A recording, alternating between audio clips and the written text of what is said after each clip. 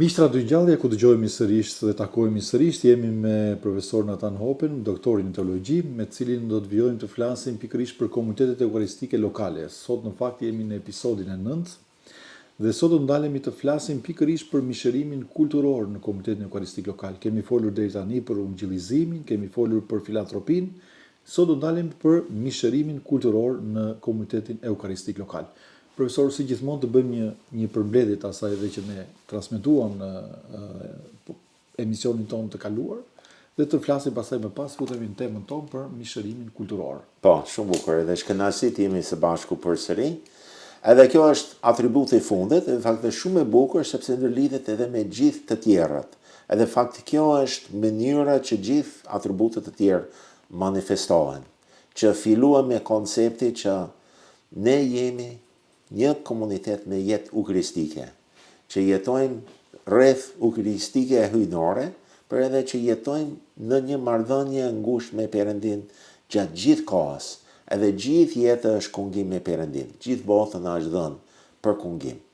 Edhe kur jemi bashkuar me Krishtin, jemi bashkuar edhe me familjen e Krishtit, edhe kjo është jetë komunitar, që jemi një komunitet, një familje, një trup, një tempull. Edhe që ne kur jemi bashkuar me Krishtin, jemi bashkuar me gjithë të tjera që janë me Krishtin. Edhe kjo është shumë e rëndësishme. Nuk është një marrëdhënie vetjake vetëm me Krishtin. Por edhe në këtë komunitet që jetojmë tani, ne duhet formim të krishterë. Është një proces e transformim. Nuk vim në jetë të krishterë dhe qëndrojmë gjatë gjithë jetën njësoj, por është proces e formimin që duhet të jemi vetëdijshëm si komunitet edhe si persona që të jemi proces transformimi. Edhe kur jemi transformuar, jemi edhe të përgjegjshëm për gjitha gjërat që Perëndia na ka dhënë, edhe duhet të jemi aktiv në komunitetin e kishës, që duhet të jemi stuard, duhet të kemi kujdestar të mirë për gjithë dhuratat të Krishtit. Edhe që kujdesemi për njëri tjetrin, kujdesim për pasuria që Perëndia na ka dhënë, edhe jetojmë së bashku duke kujdesur për njëri tjetrin. Edhe kur jemi rritur edhe kujdesim për njëri tjetrin, patjetër duhet të jemi edhe aktiv në proces e vendimarrja, sepse gjithë trupi është aktiv. Është një që është koka që drejton, sepse jemi një strukturë hierarkik. Nuk jemi një strukturë totalitarian, edhe nuk jemi demokraci, por që jemi hierarkik që gjithë trupi merr pjesë në drejtimin e ai që është bariu i trupit. Pastaj kemi se thënë që edhe ne nuk jemi për vetë vetën. Kisha nuk është për vetë vetën, për kisha është për botën. Edhe prandaj duhet të lajmërojmë botën për lajmi mirë, gëzimi që ka ardhur Perëndia në botë, na ka shpëtuar, edhe na jetë të plot me bolluk. Përçë shumë njerëz në botë s'kan dëgjuar akoma. Shumë nuk janë lidhur me Krishtin, edhe që kjo është një punë që kemi parë. Edhe gjithashtu me dashurinë e Krishtit duhet të shikojmë gjithë që janë në nevojë, edhe të kujdesemi për ata në çdo nevojë që kanë, emocionale, fizike, gjitha gjërat që kanë, që ne si prezencën e Krishtit në botë kujdesim për gjithë që janë në nevojë në botë rreth nesh. Edhe tani një sjell në atributin e fundit e 8, që është në gjithë këto gjërat, ne duhet të kemi mishërimi kulturor në proces.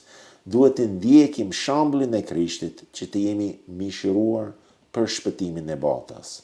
Dhe çfarë kupton kjo, profesor, mishërim kulturor? Është shumë interesant, por duhet të fillojmë sepse është mishërimi i fjalës së Perëndis.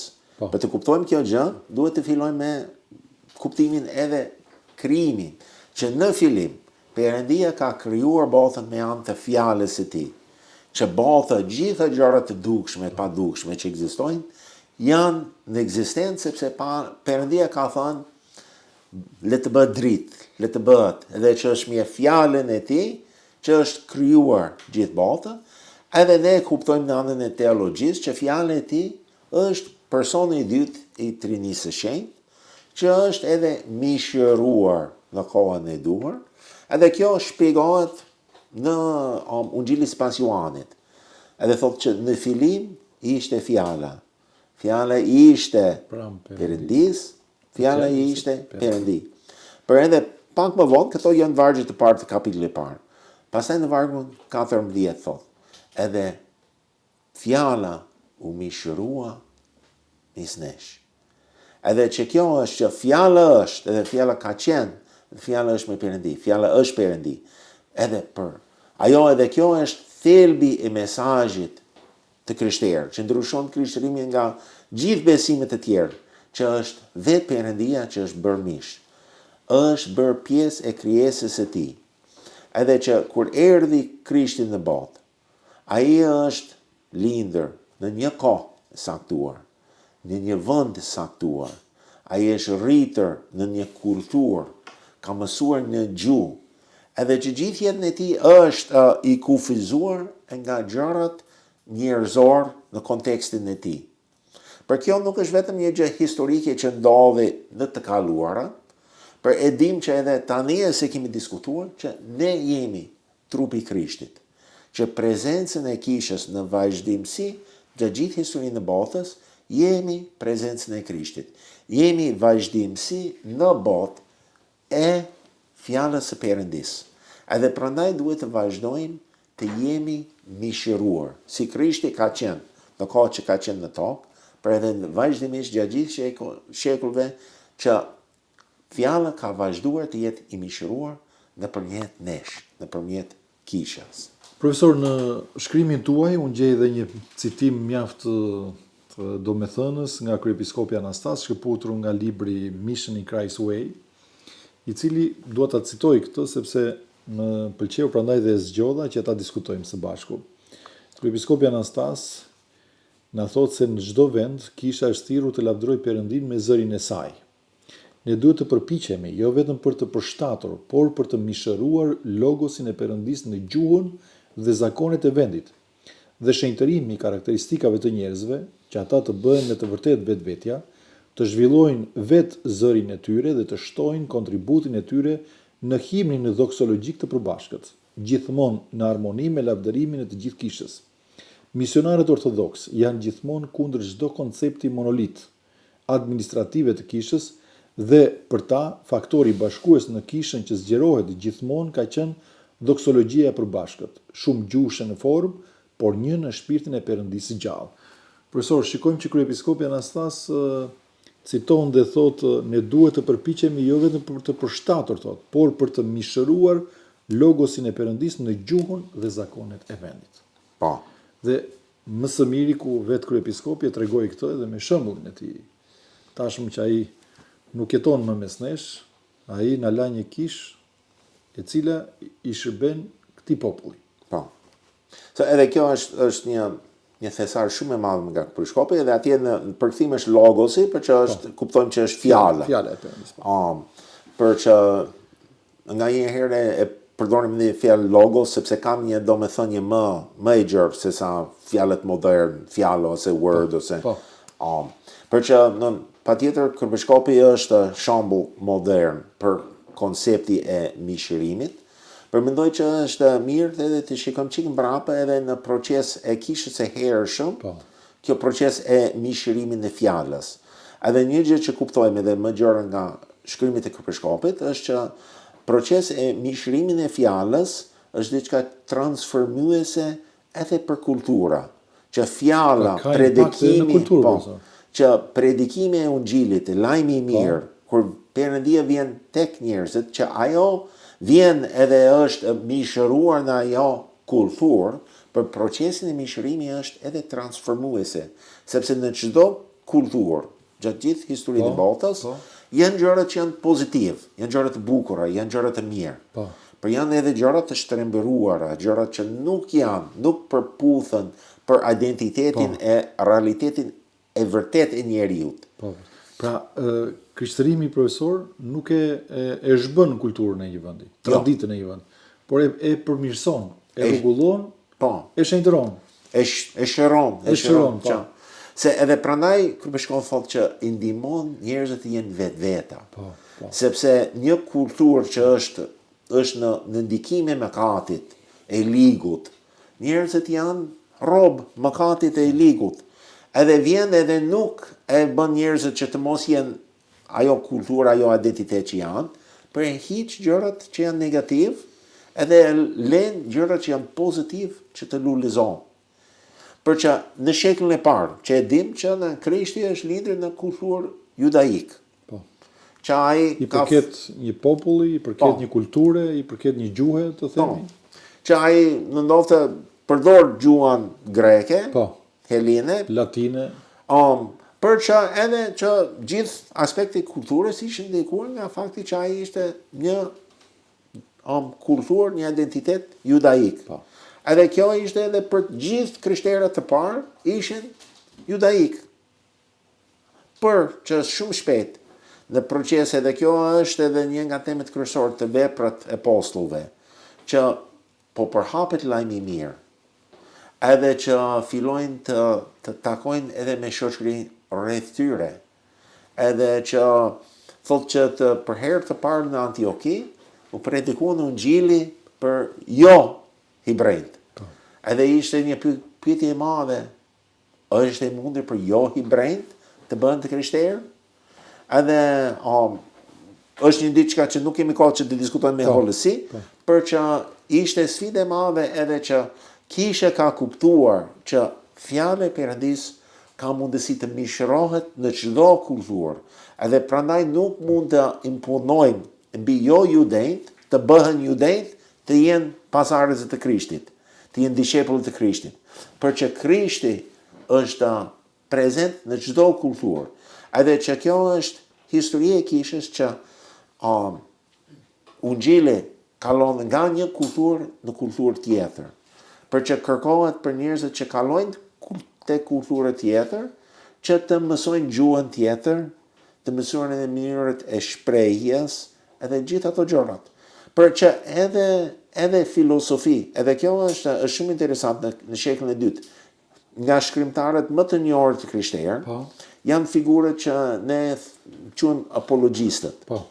Edhe Justini. Po, që figurët të ndryshme, për që rolli i tyre ishte në kjo proces e transmetimi e një traditë që ka qenë shprehjes për herë të parë në judaizëm, për tani në kulturë e përgjithshëm greko-romake, si të shprehet. Po. Si edhe kjo është e fjalë apologjia, që është një mbrojtje e besimit, një shprehje. Edhe ata filluan procesin e shprehjes në një kulturë tjetër. Edhe ishte e vështirë. Edhe mund të gjejmë edhe sa gjërat që janë shkruar edhe tek apologjistët, që tani edhe me zhvillimin e teologjisë do të nuk do të themi në këtë mënyrë më. Për ishin tentativet e parë për shprehje në një situatë tjetër.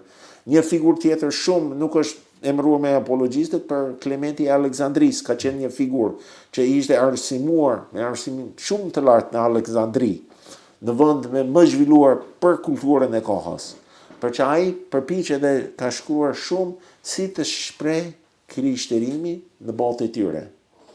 Edhe vazhdimisht, edhe për shembull shoh këtë vit kremtojmë edhe sinodin e Nikeas, 1700 vjet nga sinodi i Nikeas.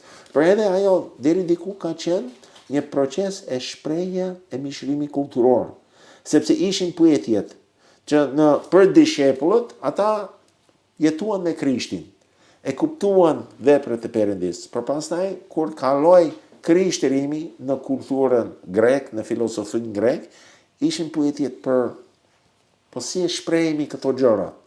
Edhe nuk kishin mënyrë e shprehjes që do ishin lehtë për të kuptuar për grekët.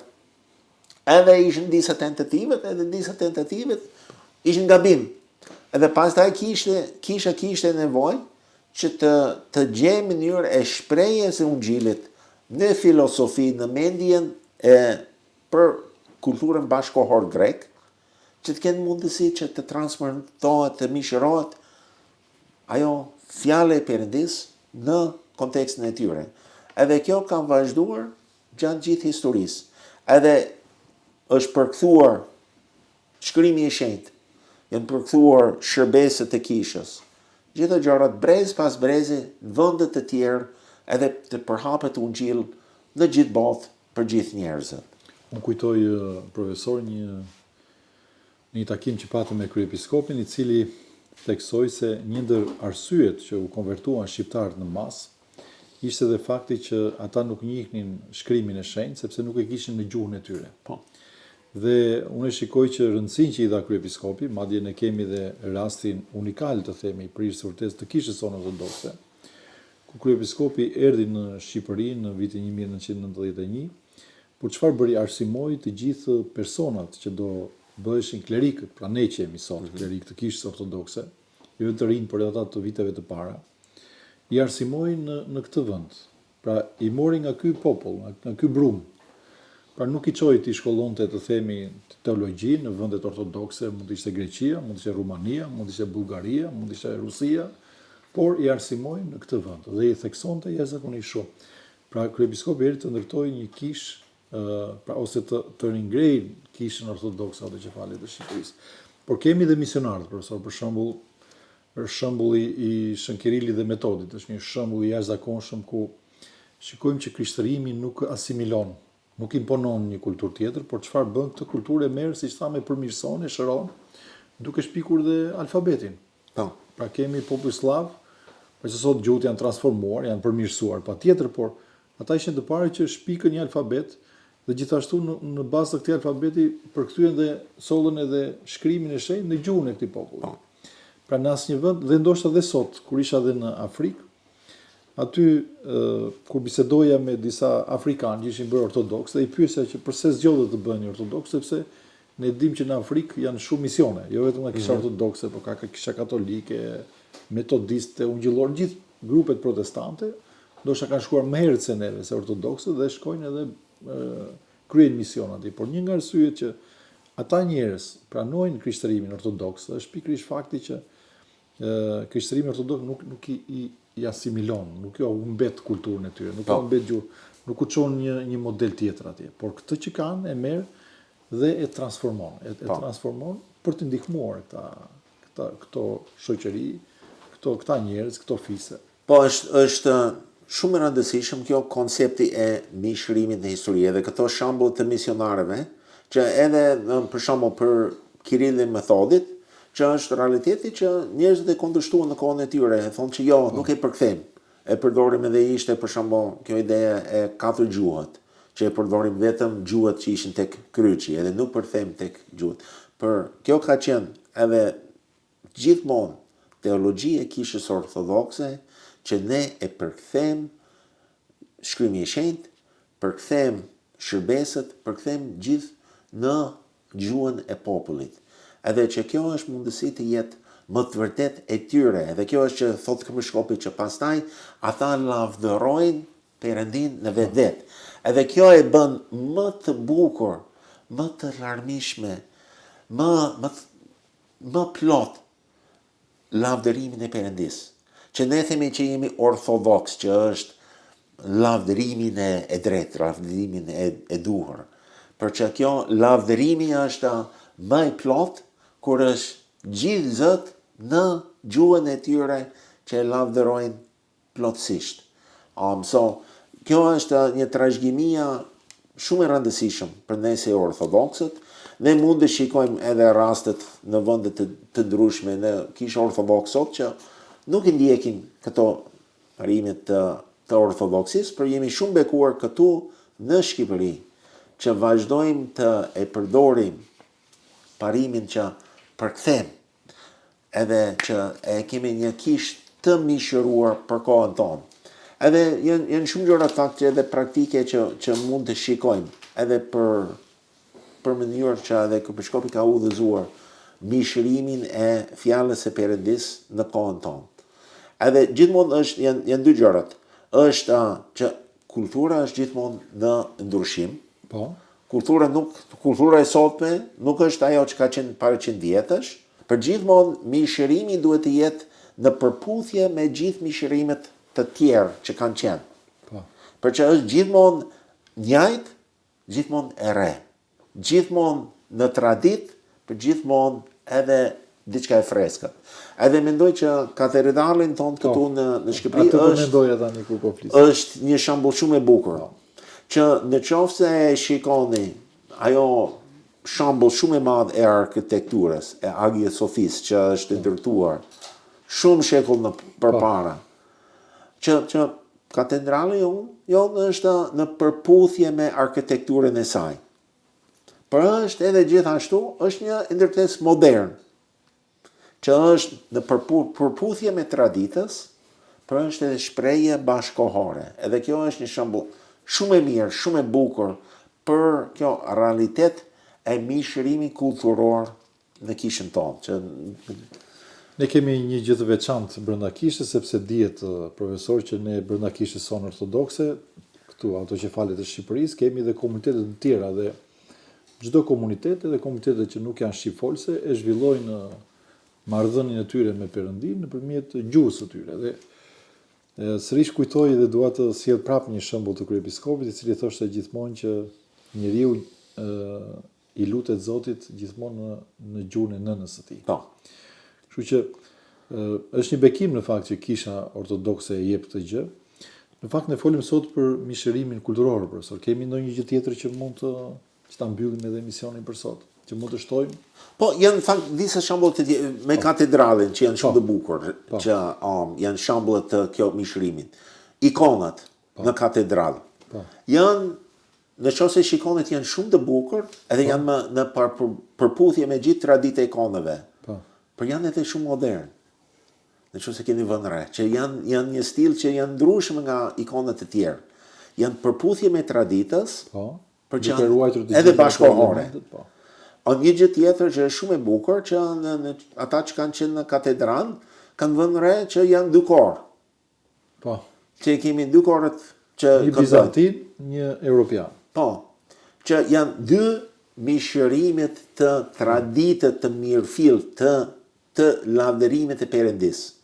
Një nga tradita bizantit, një nga traditat ruse.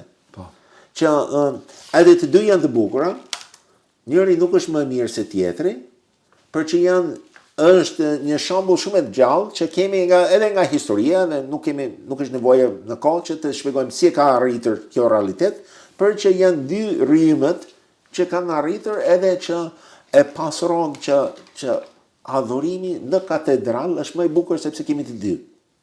Edhe është shumë e mirë. Për që sfida tani për ne është që kultura ndryshon vazhdimisht. Evoluon shumë shpejt. Si të jemi të bëjmë punë e ata apologistët të shekullës së dytë, në shekullin e 21. Se ata shprehin besimi ortodoks për kohën bashkohore, edhe transmetuan konceptet, idejet, lajmi mirë në mënyrë që njerëzit bashkohore mund të kuptojnë. Tani si të bëjmë ne kjo gjë në shekullin 21? Si të transmetojmë?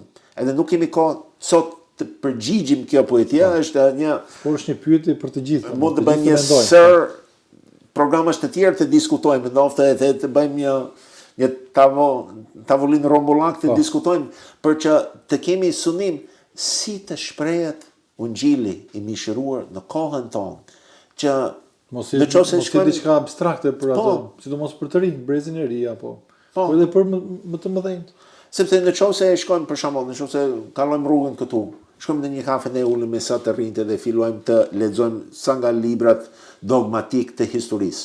Janë shumë të bukur. Dhe gjithçka është e vërtet. Është dogma e kishës. Për çfarë do kuptojnë ata? Asnjë gjë.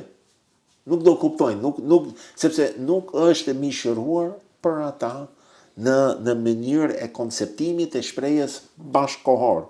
Edhe në qoftë se e përkthejmë në shqip. Për si të gjejmë ajo shprehje e realiteti e mishërimin e fjalës. Unë mendoj që edhe radio është një gjë shumë e bukur.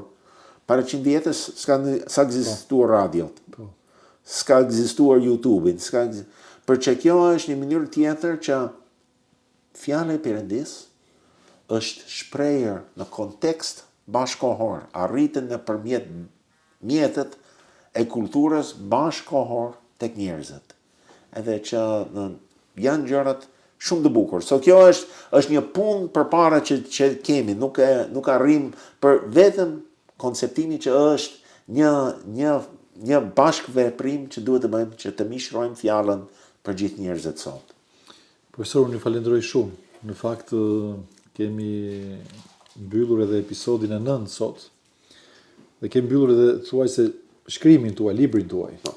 Mirë është që ne në një emision të fundit, në episodin e 10, të bëjmë një përmbledhje të gjithë këtyre që ne kemi përmendur, sepse besoj se këto do të kenë një impakt. Padyshim që emisionet tona të gjitha në YouTube, transmetohen në radio, dhe secili le të analizoj vetë, të kuptoj që sa e rëndësishme është jemi pjesë e komunitetit. Si mund të rritemi ne në komunitet? Si mund ta zgjerojmë të komunitet? Sepse ndonjëherë krijohet ideja që komuniteti është vetëm ai grupi i njohur midis tyre dhe nuk ka nevojë më të shtohet me të tjerë. Detyra është që të shkojmë edhe të ftojmë të tjerë që nuk kanë dëgjuar për ungjillin e Zotit, por edhe për mesazhin që përcjell Zoti Jezu Krisht, mesazhin e shpëtimit. Kjo është arsyeja pse ne i zhvilluam këto tema të cilat ilustroi dhe i solli, i shpjegoi mjaft qartë edhe mjaft bukur edhe profesor Natani, i cili ka bërë një studim të hollësishëm në lidhje me këtë temë. Ne do të jemi sërish me profesor Natani për të takuar në episodin e fundit, ku do të bëjmë një përmbledhje të gjithë temave që ne kemi folur në lidhje me Komunitetin Eukaristik Lokal. Deri atëherë, mirë dëgjoshmë. Faleminderit profesor. Faleminderit. Kënaqësi të kemi këtu. Faleminderit, gjithashtu.